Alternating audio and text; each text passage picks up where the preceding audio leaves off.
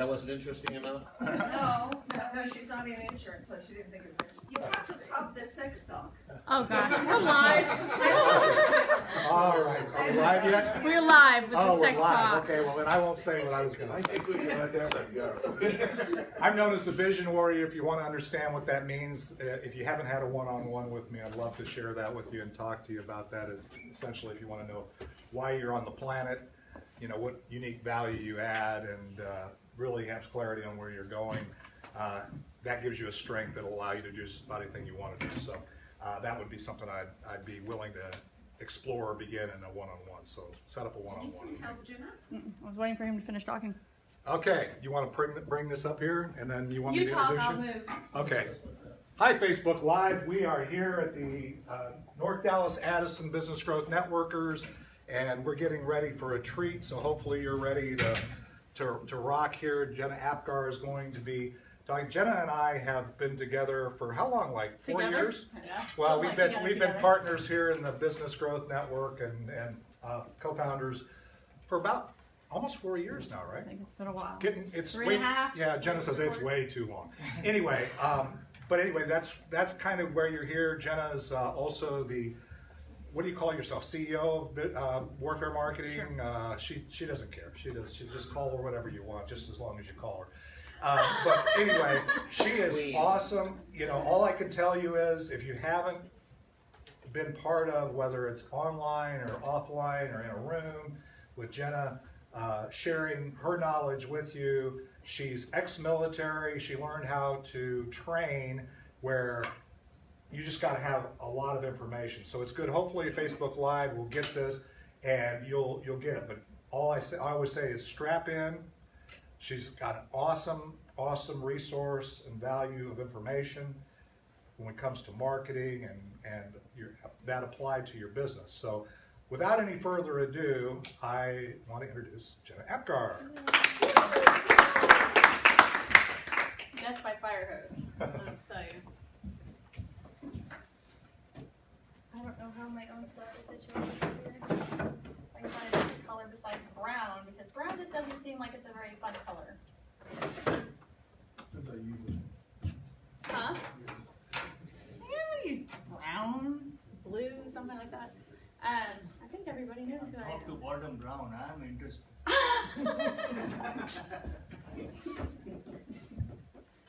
Crazy. Let me rephrase. For markers.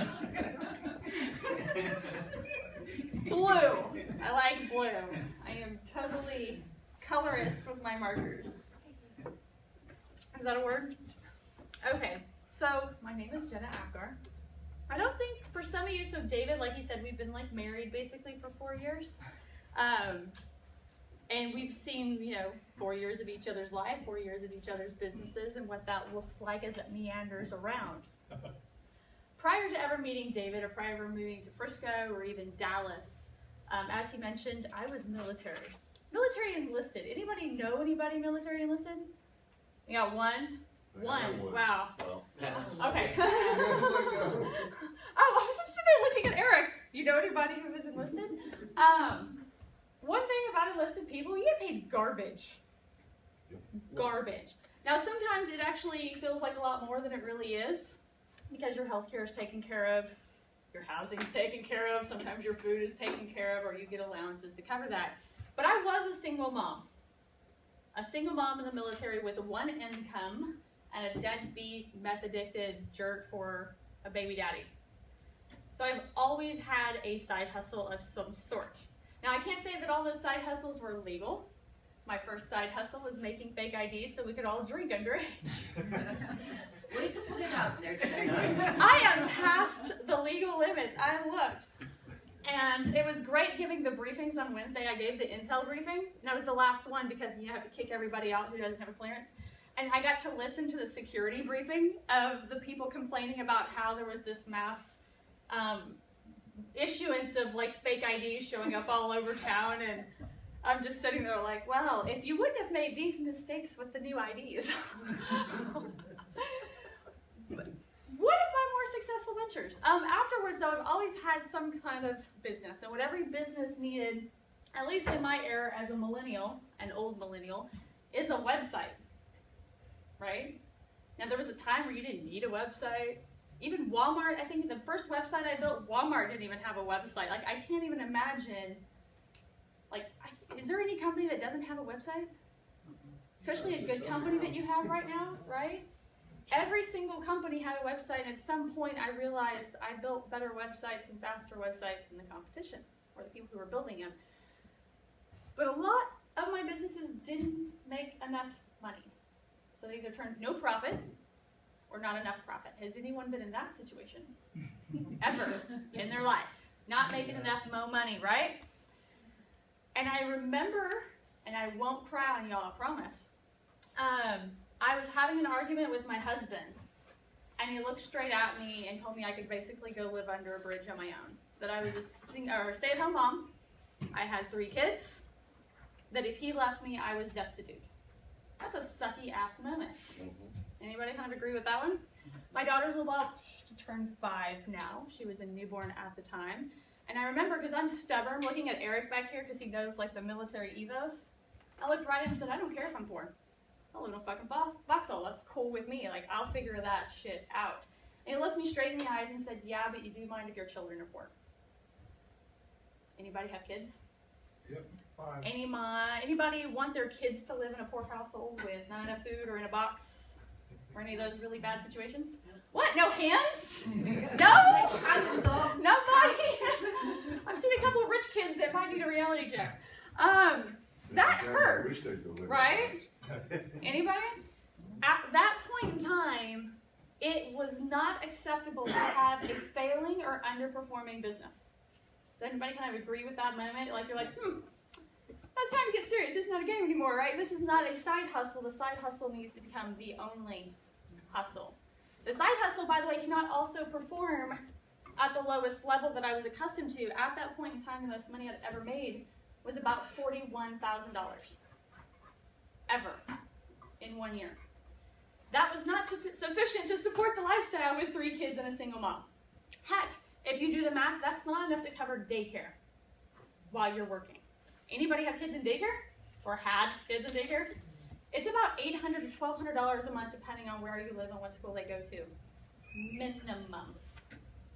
Unless you put them in one of those daycares where you have to worry about them being beat, molested, not watched, concrete playground, not disinfected. All those nightmares that moms have with leaving their kids. Fair? So I couldn't just make like $41,000 because once you take tax, what are the tax numbers on it? I've got like 4 finance guys in the room. That's a good 10 grand self-employment tax right off the top, right? It's steep.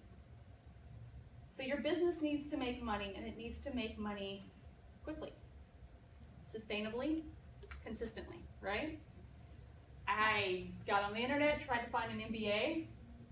That didn't work out so well because every time I researched an MBA, guess what? MBAs don't actually teach you how to make money. They teach you theory. They teach you accounting. They teach you how to put a business plan together, how to do the research behind it, the long research, the hard, old school way for Walmart. If you want to go run numbers for Walmart, MBA seems like a great idea. And you can get paid about $60,000 a year. If you're lucky, $120,000 a year. But it did not actually teach you how to implement anything. It doesn't teach you how to do real market research. It doesn't teach you how to sell whatsoever. Apparently degrees in selling are a brand new thing because somebody hit the college, dean up over the head and say, hey, dummy, it'd be nice if people knew how to sell. Sell their product, sell their business, sell their ideas, hell, sell themselves to get an interview and a job. They don't teach any of that. So then you fall into a rabbit hole and you kind of just start going every different direction. For those of you who can see the shirt was intentional today. I did fall down the digital market rabbit hole. But a funny thing happened when I started implementing their stuff. I doubled over and over. Now, over and over sounds really great until you find out that I was only making like $300 a month first. Doubling $300 to $600. That's not exciting, right? But who wouldn't want an extra $300 a month, right? And then what happens when you double 600? 1,200, 2,400, or is that 28? I can't count, can't math that way. That becomes a lot more interesting, right? Anybody want to know how I did that? And so that was like, y'all four, I get it. Y'all got it hard. I don't know what y'all can and can't do. I know some of the things. I absolutely know some of the things that I am going over can apply to you because the framework works. Has anybody not seen my framework? Okay. What made me double was not the framework. At the time, this framework did not even exist. I mean, it kind of existed, just not framed out, right? The framework is called the customer value journey. The concept is that there is no B2B, there is no B2C, it is all human to human, period, dot, dot. Has any one of y'all done business directly with a computer, or did you do business with a human in theory? Human. You buy insurance, you're buying from that person. There's 4 financial advisors in this room. Can any one of you distinct, I bet they sell the same products. They pull them from the same pool. You're not buying, I'm sorry to pick on you guys. If you're making a perfect L shape, you're in my sight line. But you're at this point buying from that person. And what makes each one of them special is their personality and if you trust the person, right? Every one of them is going to have a certain little niche that they can close that type of person every single time. Like if there was a room full of veterans and these 4 guys are upstage trying to pitch, Eric's going to win every time. Veterans tend to do business with veterans. It's not personal, it's just who we trust. Something about being in a foxhole with guns and live ammunition tends to do that to a person. This framework is about building a human connection, even if it is digital and the human person is never there. Framework is based off, oh man, I'm gonna forget his name now. Desmond Morris was an anthropologist. He goes out and he looks at bugs and mammals and he decides, or figures out how do 2 stranger animals meet, hook up, make babies. Have you ever considered that? Like that concept that 2 strangers are then going to be incredibly intimate enough to make babies, how like big of a deal that is. That's kind of huge. Like if we think about it like in a bar, like if you're the lonely chick, you're the lonely guy, and you're like, oh my God, this is so hard. And then when it happens, you're like, oh, that was easy. No, it wasn't. There was an actual formula behind it. Desmond Morris came up with 12 steps. That's all it takes for a strange human to meet another strange human and jump into bed and make babies. I feel like somebody should have told every 18-year-old, that should have been part of the high school curriculum, that there was only 12 steps. I think that would have made everyone's college years infinitely better, right? First step on the human scale is just eye to body. I'm just acknowledging that there's this blob over here that exists, and you're just becoming awareness that it exists, right? Second stage is engaging. And for business, this is conversation. This is them getting to know you, right? Over here, permission being the key word in everything dating, right? Permission to contact them, whether that be Facebook Messenger is one of the newer ways. Old school way was the phone number, right? Getting the chick's phone number. That thing on there that says sign up for my newsletter so they can spam you and have permission to do so. Convert is exactly what it sounds like. Like religion, you are converting them to your ways, right? This is done in money. This could be $1. I don't see any money over there, but I'll ignore that. I'll let David cover that later. The moment you give someone money or they give you money, they have converted. They have officially become a customer, a client, and there is a psychology behind that that changes the nature of the relationship. This can also be time. So for Dagmar, we are discussing this could be time in person. They're actually having an in-person meeting with you. This could be you're watching this on Facebook Live. This could be a video series by David. This is going to be some kind of investment, like time over 15 minutes. This could be an actual appointment. Setting the appointment is here. Actually showing up is here. Signing up to a webinar is here. Actually showing up and attending is up here. Does everyone kind of see the difference between those two? This is where most frameworks, sales processes, funnels, whatever screw up.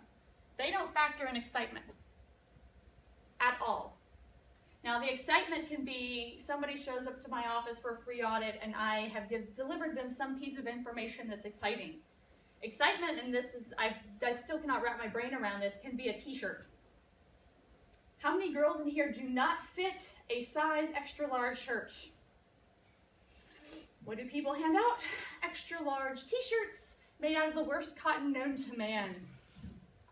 And yet we will fight over them if they're launched out of a t-shirt cannon. We're never gonna wear them. But this is enough to create excitement. It's going to an event, a business event, and they're launching a ball, like an inflatable ball in there. What does that have to do with me learning how to build funnels again? Why is there a DJ playing with lights everywhere? It has nothing to do with that. It's creating excitement. Why does the band come out with flames everywhere? Why? We call it entertainment when we watch bands do it, but it's excitement. Bands now, it doesn't matter what kind of music they play. As long as they entertain you and excite you, you will keep coming to concerts. Yes? How can you excite if it's not a t-shirt? Oh, there's like a kabillion different ways. I call it a premium. It doesn't have to be a t-shirt. This could be, I give you a book. This could be, huh? No. This one's going to be flexible. This one takes thought.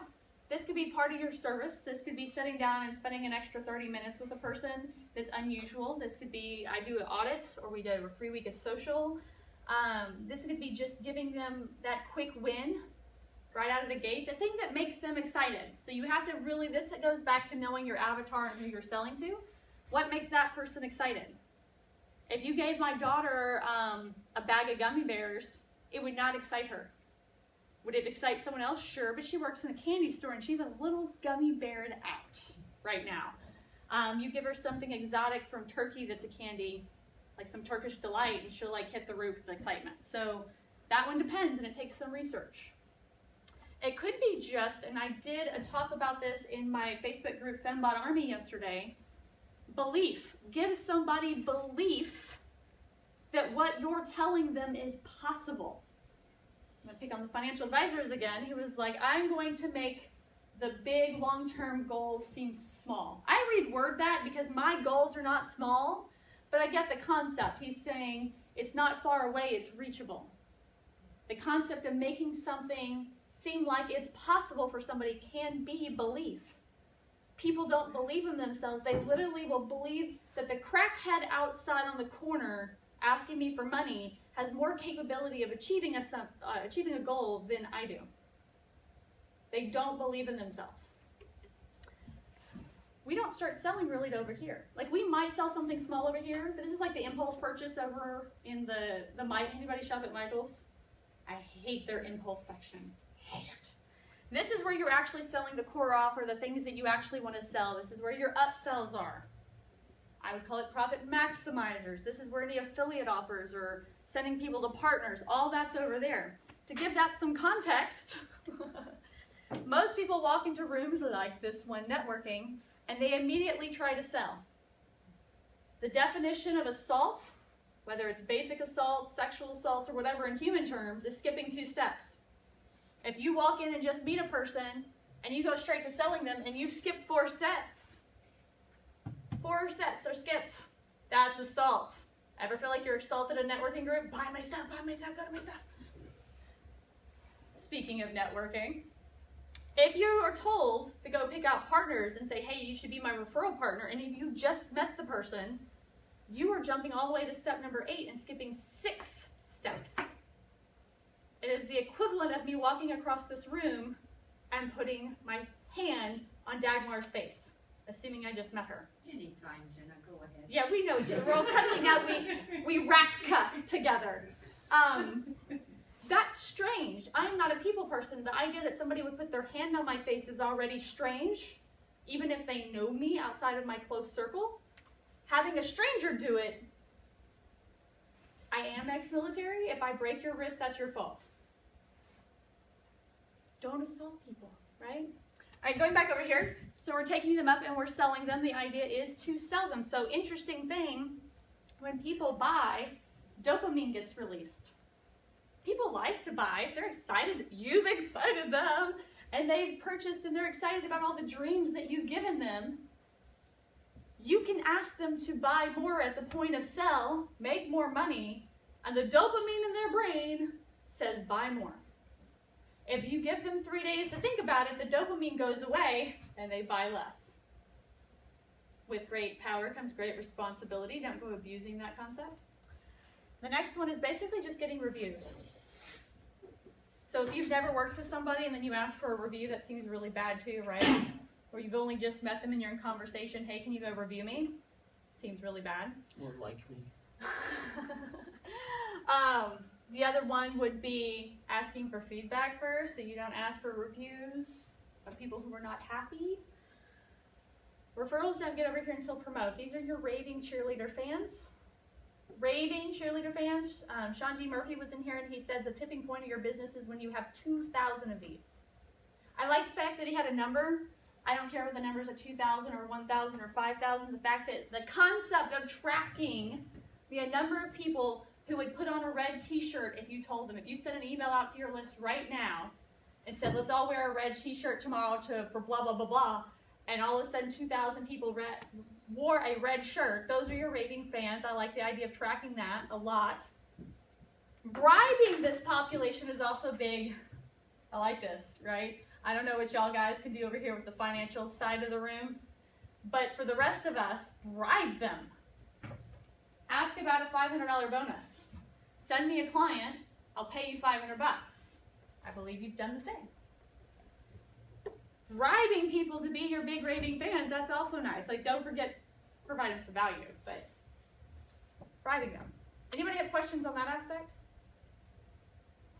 As my clock is over here on military time, being all complicated. No questions, silence. I do want to go back to Excite. So like you said book giveaway, but let's say if in conversion state somebody comes to a live event, like training, workshop, what possibly can be Excite? Is it Excite like a is a bonus whole webinar or wealth of space. Like, Think of generally giving them something that they wouldn't have expected to get when they converted. yeah. Even the knowledge. In So other let's words, say they're it's a showing up to a bonus, free event, right? Value add, I call Yeah. it whatever you want. It's something that if I would normally talk to somebody who does what you do, and then I come away from you with something. Some of these Tangible. aspects take special brainstorming, and this section more than any, like the other stuff is so automatic. I mean, literally I can templatize it, copy it into someone's account and be done with it, right?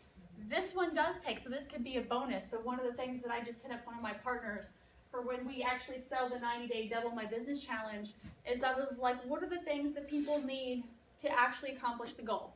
What are the systems they actually need? I know that he recently did an AppSumo deal for, I don't know, $39, $49. And so I called him up. I can't go through your system. I obviously can't go through AppSumo's system. But if I were to do a launch, could I offer your application, so an actual application, as a bonus to people who purchase? They pay for 90-day challenge as a bonus. So excitement goes all the way around. Like once they hit this stage, you keep on exciting them. That is not a standalone idea. So even when I'm taking them over to the sales page, I want to excite them again. That's the idea of a bonus. Whenever you buy something, hey, if you buy now, you'll get A, B, C, and D as well. So you can buy this, but hey, you're also going to need some graphics. So I want to make that easy. So what we're going to do is we've worked with one of our partners that we use on an every single day basis. And we're going to throw that application for you for free. So what your Excite is, you know, the finance guys in the rooms, they have limits. Their compliance officers say, yeah, I don't think so. No, that costs too much. No, you can't do that. I get a lot of no's. So this can be a lot of different things. This could be a service, just a concept. It could be an application thrown in. It could be a hat. It could be a book. somebody shows up for your free live event. So like when y'all all came in here, I could have had books all laid out. I could have had worksheets and audits laid out for you and free pens and pen holders or whatever. The Excite one's going to be flexible. And to be honest, it should be included as much areas of this as humanly possible. It's just critical that it is actually architected into the process in between these two steps. Because when somebody comes here, they're more likely to go here if they're excited and that dopamine is ringing. That's purely physical, hormonal, whatever those things are. Does that make sense? Yes. So in the beginning, you said that even like we have 4 or 5 finance advisor here, but you said that the big difference is the humanity. Yes, human. Right. So where does it fit in this cycle? I've just described human. So one of the big things that I get every single time that I'm talking to a client from my agency side, right, is, but will this work for me? I am B2B. Good for you. Congratulations. I think maybe that meant something more before the millennial population came around, because I'm like, it doesn't matter. Something either works or it doesn't. This is a framework, right? I would also argue that there's a little glue in between each one of these that's vital, or it doesn't work, and obviously blue marker doesn't work anyway. Guess I don't like blue anymore. Each one of these needs a little glue. Only brown will work. Yes. Assault. I'm about to turn it. Hey, green. Oh, yeah. Green for money. Where is it going? Okay, so the idea is no matter what you're doing, this is the framework for how humans make decisions. You are not selling to a computer. In fact, that's probably why we have some of the bumps in our stock market, is because there's no human. Everything's like, oh, if this happens, then sell off here. And then you get those weird sell-offs, right? When you're dealing with humans, humans like to think we're really smart, right? Like, oh, we've got executive decision-making part of the brain going on, and we're super smart, we make great decisions. No, when we make decisions, we still think with that old-school croc brain that is making emotional decisions. And even like the 10% of the population that is so hyper-logical, they still make decisions emotionally. They still need to like a person, they still need to get to know them, they still need to be excited. So the framework doesn't matter. So when it comes back to B2B, does it work? Yes.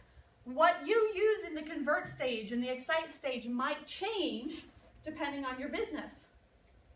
E-commerce, what is in each one of these spots is going to be completely different than if you're selling a SaaS application to a Fortune 50 company. What's in the boxes changes. The box itself does not change. Does that make sense? All right, anybody care to hear what needs to be in the box to double a business? Yep. Yes. That part? Here's a big one right here. And this one, there is no easy answer for what should be in the box. But you'll need some kind of landing page with a free offer, with an ethical bribe, squeeze page, I don't care the million different names that it's called. But you need something that's free.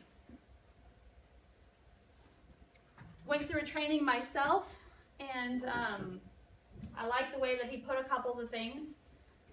I would like every single person in this room, do I have note pages? If you don't have note pages, I have books up here for free. Free, right?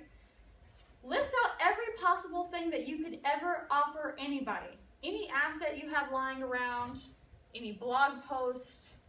I've got a stack of books in there, like physical things. Whether you've got, Scott Schilling has like the little $7 cards that are $500 savings passes. What do you have that you could offer somebody for free? Completely. Actually, not even just when you free. Put everything you could offer, free, paid, whatever, on one sheet of paper. So you have a list of assets at your disposal. That is actually a really great start right there. Pick one that you can offer for free.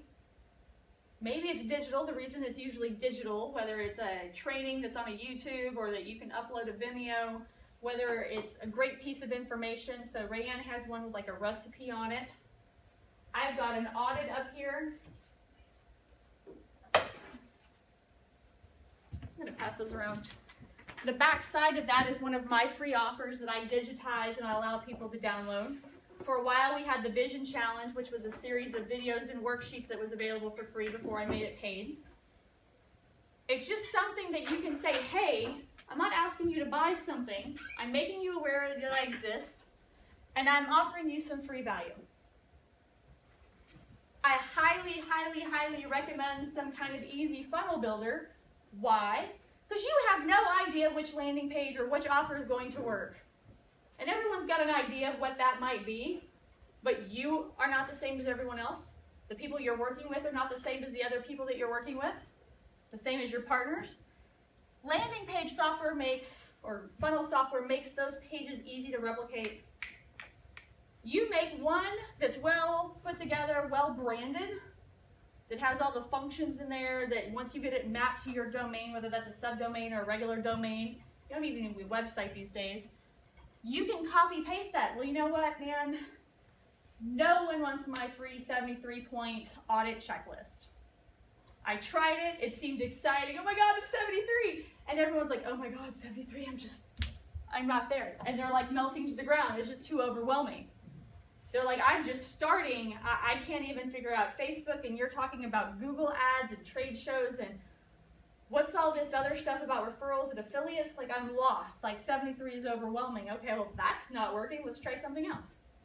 Let's try the top 3 things, 3 ways your website is killing your business. Does that work? I'll say For no. some people. Yeah. I just made that up in my head. I was like, man, that seems exciting. It's fast and it's easy. The thing here, and where most people screwed up, even people who know what they're doing, is it should be able to be consumed in 5 minutes. And it should be able to offer something exciting or a quick win. So my mentors used an example. I didn't even have a download. It was just the information was on the very next page. The downside is that you get some fake email addresses, but whatever. And the guy was a hookup artist. Like, you downloaded his stuff and he taught you how to hook up with girls. Creepy, but whatever. But his lead magnet was how to know if a girl is ready to be kissed. Now, as a girl, I'm like, that's super creepy. And as I'm reading it, I'm like, that's still super creepy, but he's not wrong. How many guys, when they were 17, would like to know that piece of information? Y'all are lying. Liars! Liars! Y'all forgot what it's like to be 17. Either that or you're looking at other girls like, I'm not admitting that. I was always a pro. I taught the course. And I believe that. But the idea was it was only 2 paragraphs. Are you serious? Yes, the idea was it was a quick win. The only thing that you're doing is you've made them aware, whether that's on LinkedIn, whether that's a Google ad, whether that's a Facebook message, whether it's in a group, whether it's in a network meeting. It doesn't matter how you created awareness or how you got that conversation going. You said, hey, would you like to know if the girl's ready to be kissed or not?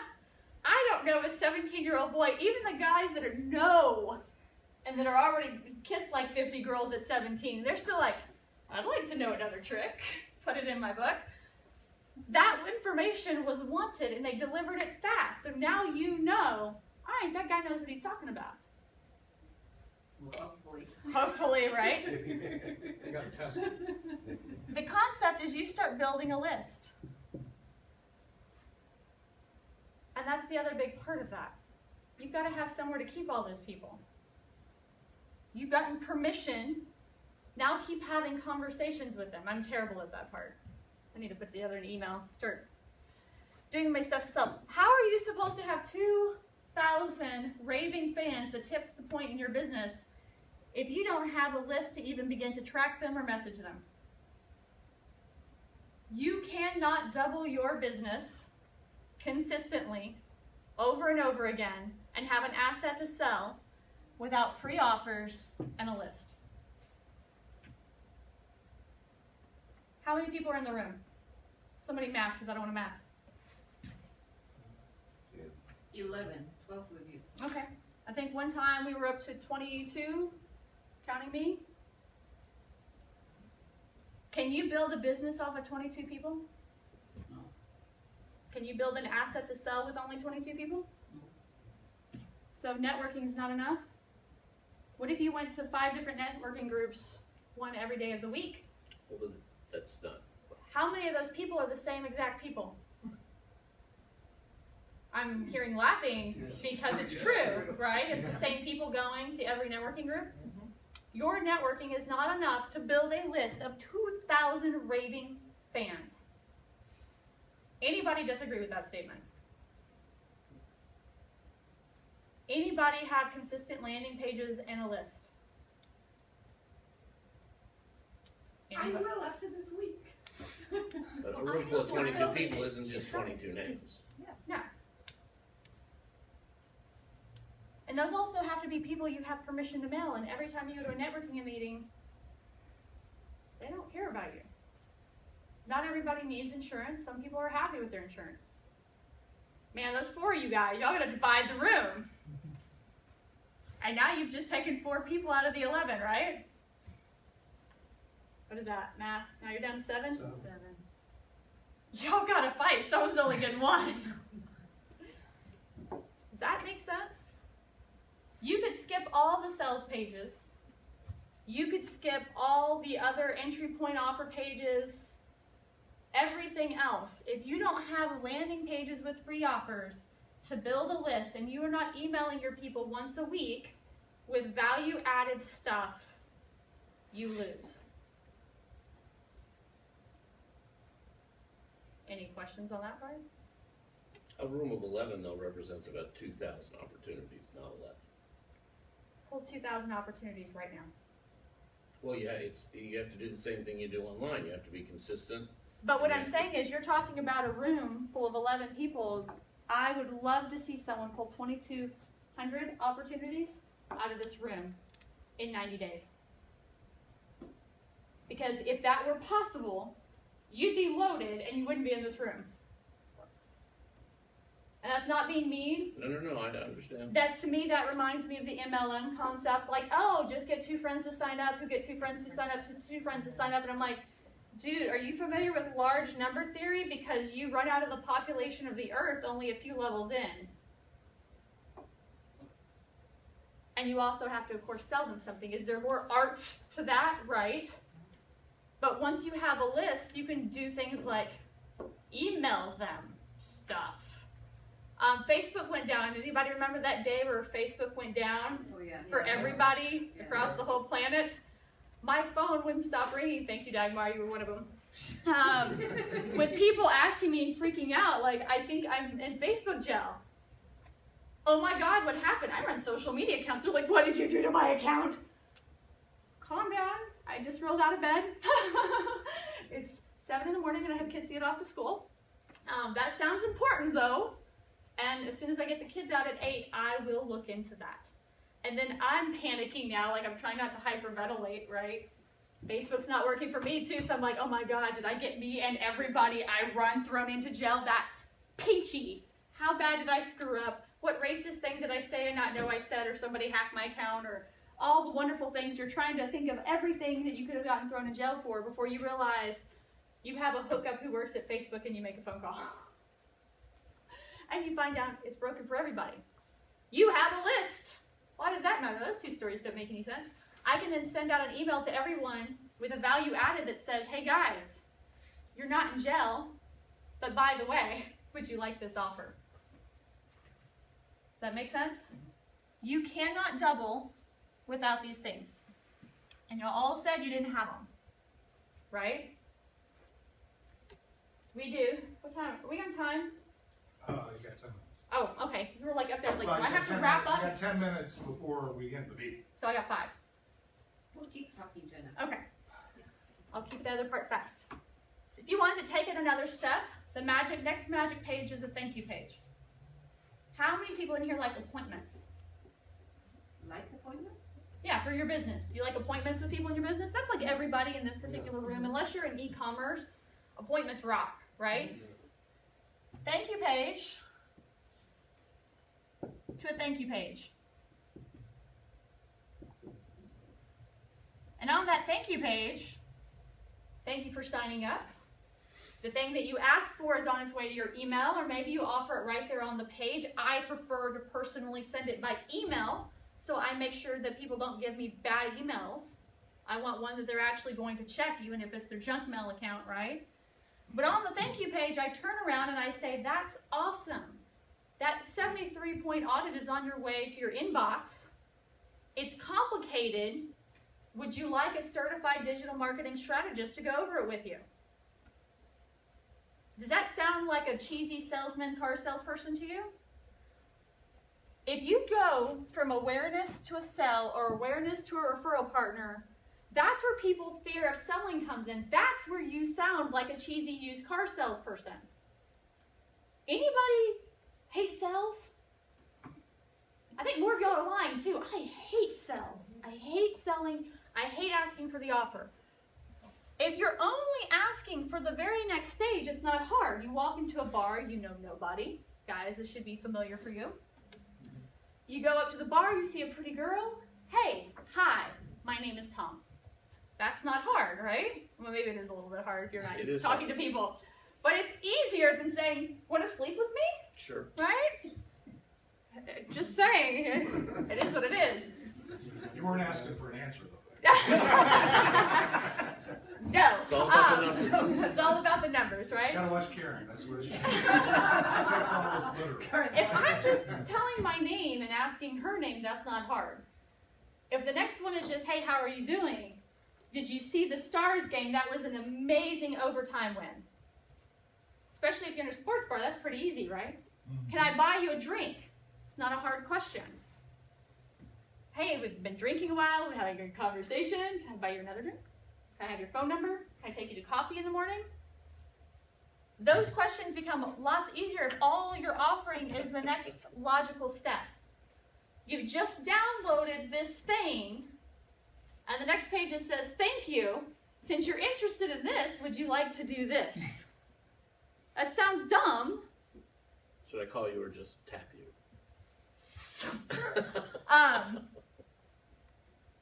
This right here, I watched this. Now, don't get me wrong, there was fixing their Google ads, fixing their website involved. But I'm pretty positive this simple sequence of offering, in this case, pricing, that was the question that everybody had, pricing. So in some industries, you don't even have to come up with a clever free offer.